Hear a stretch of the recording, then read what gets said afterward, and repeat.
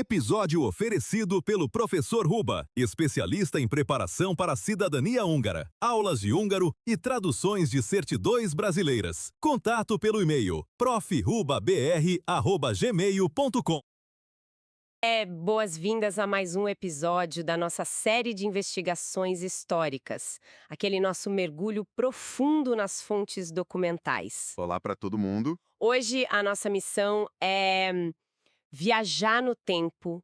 Vamos destrinchar exatamente o que aconteceu na Revolução Húngara de 1956. Com certeza. E, claro, entender por que o dia 23 de outubro é celebrado com tanto fervor até hoje, sabe? E como esses dias febris moldaram toda a identidade nacional da Hungria. E o volume de informações que a gente tem sobre isso é impressionante. Nossa, nem me fale. A nossa pilha de documentos hoje está monumental.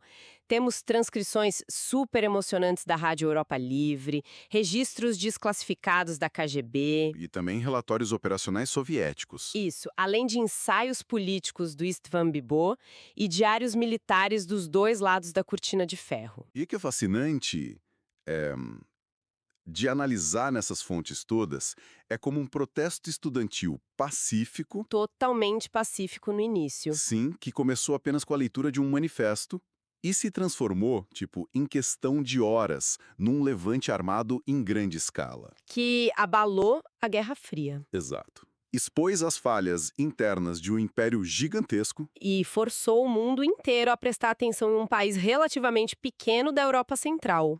Para quem está acompanhando, é fácil visualizar a cena cinematográfica.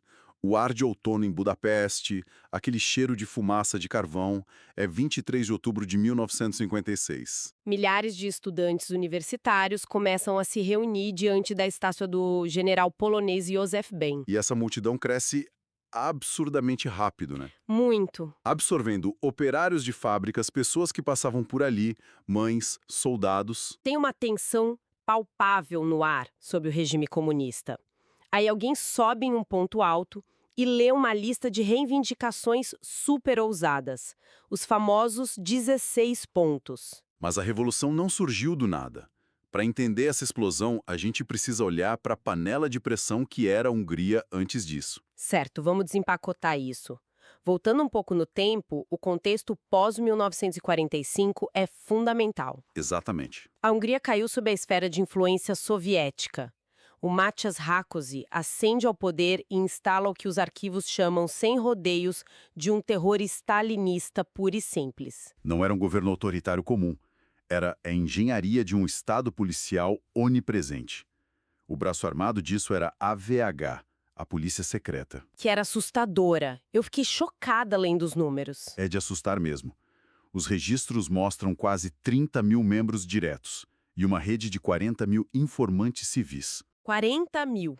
Isso significa que, estatisticamente, 1 em cada 10 lares tinha alguém reportando ao governo. O porteiro, o colega, o professor. O medo da campainha tocar de madrugada era a realidade, né? Totalmente. E a consolidação desse poder foi metódica. É aqui que os arquivos mostram a aplicação do que o Rákosi chamou cinicamente de tática do salame. Tática do salame. O nome é curioso. O nome soa até engraçado hoje, mas a genialidade perversa disso era o gradualismo. Eles iam fatiando a oposição política, fatia por fatia. Eliminando os grupos um a um. Num dia, dissolvem uma associação cultural. No outro, prendem líderes de um sindicato. Quando a população tenta reagir, já não existe oposição organizada. A clássica metáfora do sapo na água fervendo. Um exemplo trágico que aparece muito nos diários é o do Bela Kovacs. O líder do Partido dos Pequenos Proprietários. Isso. Era um partido agrário super popular. Em 1947, ele tinha imunidade parlamentar, mas foi literalmente sequestrado pelas forças soviéticas. Passou 8 anos no Gulag. E a repressão não poupava nem os aliados internos. Tiveram os julgamentos encenados que resultaram na execução do Laszlo Hayek, o próprio ministro do Interior. Além da economia destruída, né, coletivização forçada, falta de comida e cotas de produção inatingíveis. A sociedade estava exausta. Mas aí, em 1953, o Stalin morre em Moscou. E parece que dá um respiro no bloco soviético, Na Hungria, o Imre Nagy assume a chefia dos ministros e promete um novo curso. que trazia anistias parciais e foco em bens de consumo em vez de só indústria pesada. Correto. Mas durou pouco. A ala dura derrubou o Nagy em 1955. O terror descarado mudou de forma. Ficou mais nos bastidores, mas a censura continuou estrangulando as pessoas. E se a gente conectar isso ao panorama geopolítico da época? A faísca definitiva veio de fora. Exato. Em fevereiro de 56 tem o famoso discurso secreto do Nikita Khrushchev. E o impacto disso é gigantesco. Ele basicamente denunciou os crimes do Stalin. Os expurgos, o culto à personalidade, e quando isso vaza, O dogma desmorona. Imagina, por 10 anos você reverencia Stalin como um semideus. Aí Moscou admite que ele era um tirano. causa um choque psicológico absurdo. E um efeito dominó impressionante. Em junho daquele ano, os trabalhadores de Poznań, na Polônia, vão às ruas. Exigindo pão e liberdade. Tem mortos, mas o Gomulka sobe ao poder com reformas. E Moscou tolera isso. O que acende o incêndio de esperança em Budapeste, O clima ferve entre os intelectuais no círculo Petuf. que saiu totalmente do controle do Estado. Milhares debatiam a corrupção abertamente. E os estudantes fundam o MEFES, um sindicato independente.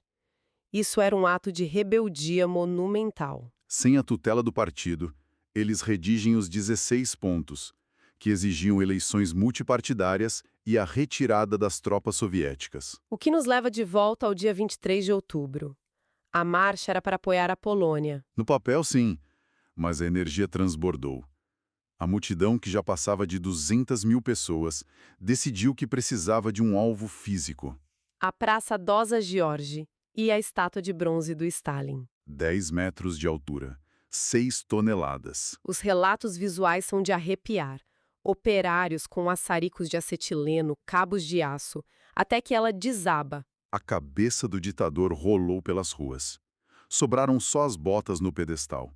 E a população rebatizou o local de Praça das Botas, ou Cismater. Aquele humor incisivo de quem sofre opressão. Mas a coisa fica realmente tensa na rádio estatal. Sim, a multidão queria que os 16 pontos fossem lidos no ar. Só que o líder do partido, Erno Gero, foi para o rádio e... Fez um discurso desastroso, chamou os estudantes de nacionalistas e chauvinistas. deixou a multidão enraivecida. A delegação de estudantes entrou para negociar e não saía mais. Começaram os boatos de que tinham sido mortos. E foi aí que a AVH, do telhado do prédio, jogou gás lacrimogênio e abriu fogo com metralhadoras contra o povo. Sangue escorreu pelas ruas de Budapeste. Foi ali que o protesto pacífico morreu. E nasceu oficialmente a Revolução Armada. E aqui os arquivos trazem um detalhe sonoro quase de filme. No meio desse caos, os locutores tiveram que usar estúdios móveis perto do parlamento e não tinham discos de música para tocar entre os comunicados, Eles vasculharam tudo e acharam a Abertura Egmont, do Beethoven. que conta a história de um herói se sacrificando pela liberdade. E eles tocaram isso sem parar. Virou a trilha sonora oficial e o hino emocional da Revolução, de forma totalmente espontânea. Uma ressonância perfeita. E nesse turbilhão, as figuras centrais precisaram se posicionar. É aqui que a coisa fica muito complexa. Vemos trajetórias conflitantes que ilustram as engrenagens da época. O Embrenage, por exemplo, Ele é trazido de volta ao poder, mas os registros mostram que ele era bem relutante no começo. faz sentido. Ele era um comunista convicto. Mas a rua ditou o ritmo. A brutalidade forçou uma decisão drástica. Ou ele massacrava o povo com os soviéticos ou abraçava a revolução. E ele escolhe a revolução. Anuncia um governo multipartidário, dissolve a polícia secreta e declara neutralidade, saindo do Pacto de Varsóvia. Uma linha vermelha para o Kremlin. E do outro lado temos o János Kadar, que começa fazendo discursos inflamados apoiando o levante. E no dia 1º de novembro, desaparece de Budapeste, Os arquivos desclassificados mostram que ele foi levado secretamente para Moscou. para formar um governo fantoche protegido pelo Exército Vermelho e trair a revolução. Isso mostra o limite sangrento da Guerra Fria, o que nos leva à armadilha de Tokyo. Tokyo é um caso clássico de perfídia militar. Moscou sinaliza que quer negociar a retirada final das tropas. O general húngaro Palma Letter vai até a base soviética para acertar os detalhes num banquete. E enquanto eles jantavam, as portas abrem. O chefe da KGB, Ivan Serov, entra com guardas armados. E prende a delegação inteira. Foi a decapitação relâmpago da inteligência militar da Revolução, preparando o terreno para a carneficina do dia seguinte. O dia 4 de novembro. O céu simplesmente desabou. A retirada de dias antes era uma farsa. A Operação Forgó-Céu, ou Redemoinho, começou. Cerca de 30.000 soldados de infantaria soviéticos e blindados pesados invadiram de madrugada. Uma superpotência contra civis, mas a resistência foi chocante, não foi? Muito. Operários e estudantes lutaram com tudo no cruzamento de Corvin-Kos. Eles jogavam sabão e óleo nos paralelepípedos para os tanques T-34 derraparem. Usavam bondes como barricadas e jogavam coquetéis Molotov. Uma guerra urbana desesperada. Transmissões de rádio captadas dessa madrugada são de cortar o coração. Às 5h20 da manhã, o Imre Nagy fala no rádio, com a voz embargada, que as tropas soviéticas estavam atacando. Emissoras pedindo socorro à ONU em código Morse. E os locutores implorando em russo fluente. Isso é incrível. Eles diziam para os soldados russos não atirarem, tentando convencer que eles não eram fascistas, mas trabalhadores iguais a eles. O alto comando soviético estava tão apavorado com deserções que trouxe tropas da Ásia Central, soldados que não falavam húngaro nem alemão, para evitar qualquer empatia. E a superioridade de fogo esmagou a resistência. A liberdade durou poucas semanas. E o saldo, extraído dos documentos, é aterrador. Milhares de civis mortos nos combates. E a repressão do novo governo do Kadar foi vingativa. Mais de 21.000 pessoas presas, 18.000 em campos de internamento internos. E os tribunais executaram cerca de 400 pessoas por enforcamento. Inclusive menores de idade. O caso do Peter Mansfeld é revoltante. Ele tinha 16 anos, esperaram ele completar 18 na cela só para executá-lo legalmente. O cinismo burocrático em sua pior forma. E o pavor disso gerou um êxodo massivo. Quase 200.000 pessoas fugiram para a Áustria a pé. Quase 2% da população total do país na época. E a liderança da revolução, o Imre Nagy, estava refugiado na embaixada iugoslava. E foi atraído para fora com uma carta de salvo-conduto do Kadar. Foi sequestrado na hora pelos soviéticos.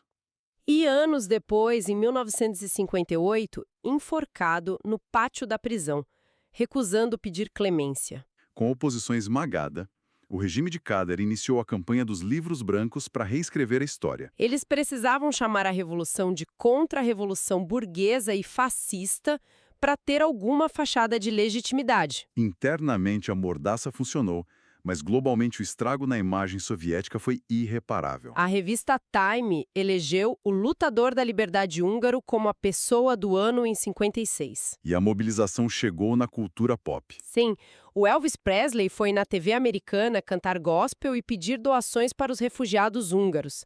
A comoção foi tanta que ele virou cidadão honorário em Budapeste décadas depois. Tem até praça com o nome dele lá. É fascinante ver esse alcance. Se formos consolidar o significado macro disso tudo, os eventos em Budapeste quebraram a espinha moral do projeto comunista soviético. Intelectuais e simpatizantes no Ocidente ficaram horrorizados vendo tanques atacarem conselhos operários. Ficou inegável que o sistema se mantinha pelo medo da ocupação, não por adesão. E dentro da Hungria, mesmo com um silêncio forçado nos anos 60 e 70, a memória continuou viva. Nas cozinhas, nas conversas baixas. O que nos leva ao encerramento desse ciclo histórico.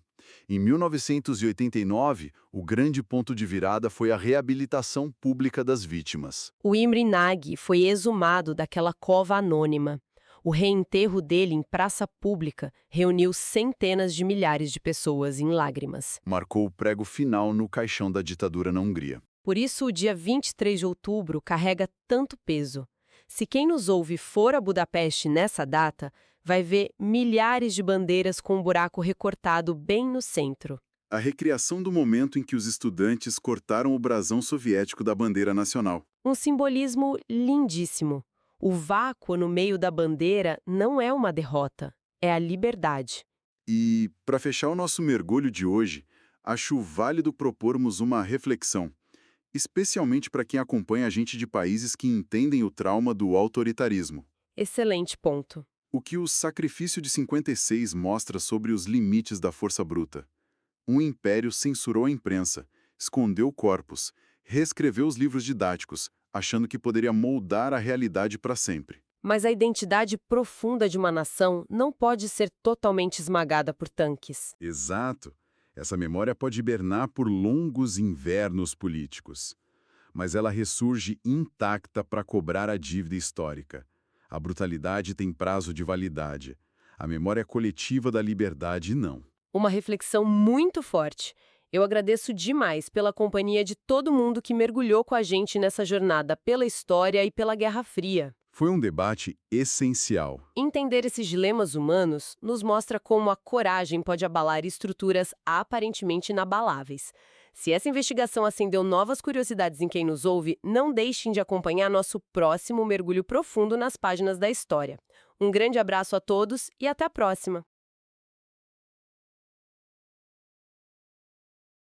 Gostou do episódio? Então já deixa o seu like, se inscreve no canal e ativa o sininho para acompanhar todos os próximos conteúdos. Até o próximo episódio!